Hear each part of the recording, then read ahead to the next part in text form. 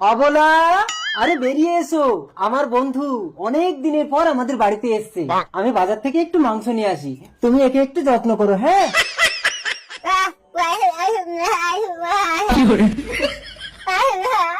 আরে বন্ধুর বউ তো কথা বলতে পারে না।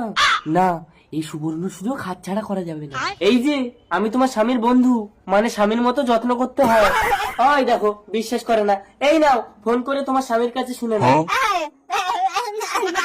আরে হ্যাঁ হ্যাঁ, ঠিক আছে ঠিক আছে, বললাম তোমার স্বামী আমাকে বলেছে। চলো ঘরের ভিতরে চলো। আমি বউকে কি ঠিক আছে বললাম? তার মানে বন্ধু তো এতক্ষণ আমার বউয়ের 12টা বাজিয়ে দিয়েছে। সে আমার বন্ধু কই, বন্ধু কই? এর আমি কি করবো রে?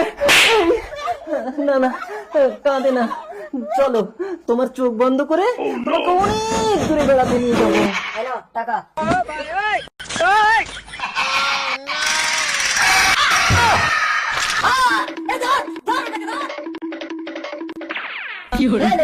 এদিকে একটা মেয়েকে ছুটে আসতে দেখেছিস? হ্যাঁ, তবে গেল কোথায়? কোনো দিকেই তো দেখছি না। এই চলে আয়, ওদিকটা দেখি। ওঠো বোন ওঠো, ওরা চলে গেছে। কি ব্যাপার, ওই গুন্ডাগুলো তোমাকে তাড়াচ্ছে কেন বোন? তুমি কথা বলতে পারো না?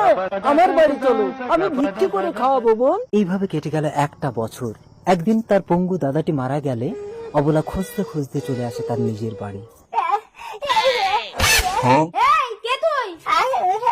ও তাহলে তুই সেই অবলা, আমার স্বামীর প্রথম বউ। এই ঘর বাড়ি সব তাহলে তোর নামে? তোর স্বামী তোকে বিক্রি করে আমাকে বিয়ে করেছে। এই ঘর বাড়ি সব আমার নামে লিখে দে। এই লিখে দে। লিখবি না? তাহলে দেখ তোর স্বামীর আমি কি অবস্থা করি।